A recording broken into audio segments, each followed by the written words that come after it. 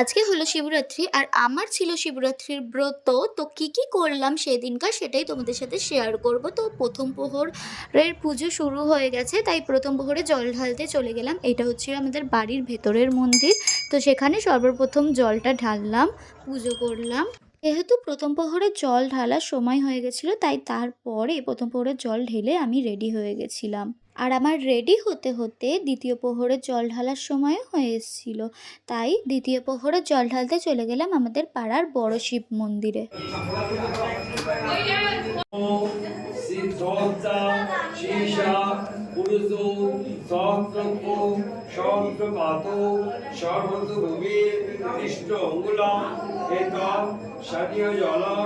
হর হর দেবাদিদেব নমঃ শিবায় নমঃ নমঃ শিবায় নমঃ নমঃ শিবায় নমঃ।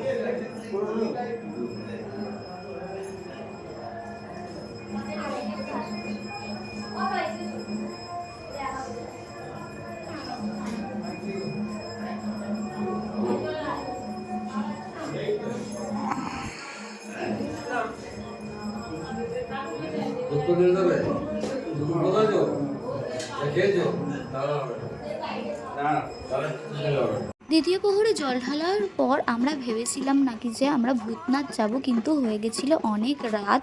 তার জন্য 10টা সাড়ে 10টা বেজে গেছিলো, যার জন্য আমরা আর ভূতনাথে যাইনি। পাড়ারই সামনে আশেপাশে কয়েকটা মন্দিরে গেছিলাম।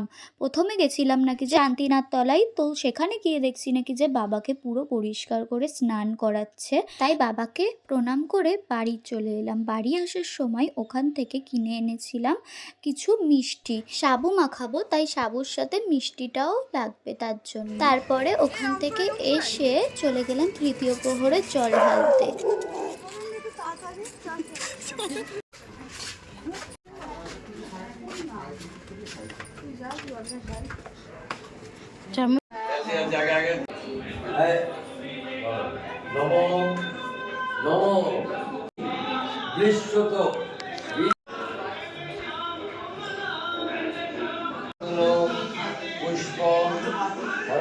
তৃতীয় প্রহরে জল ঢেলে পুষ্পাঞ্জলি দিয়ে আমরা সবাই চলে এসেছিলাম আমাদের ছাদে। এবার সাবু মাখানোর পালা।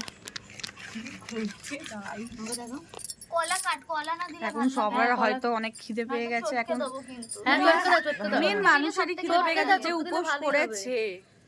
তাহলে বলো, তাহলে আমরা কি বলবো যে মেন মানুষ তারই খিদে পেয়ে গেল। এই ফল অনেকটা আছে, মাখতে হবে, ঝামেলা আরম্ভ হয়ে গেছে গাইস এখানে এখন।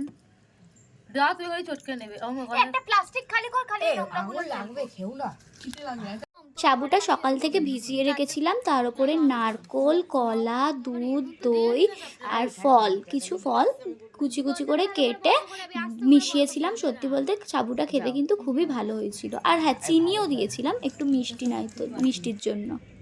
আর দেখো, এরা রাত জাগবো বলে দুজনের নিচে এসে ঘুমাচ্ছে। আসলে ছাদেই ভেবেছিলাম পুরো রাতটা জাগবো, কিন্তু এত মশা কামড়াচ্ছে, তাই আমরা আমাদের নিচের ঘরে চলে এসেছিলাম। আর এসেই তো এরা ঘুমিয়ে পড়েছে।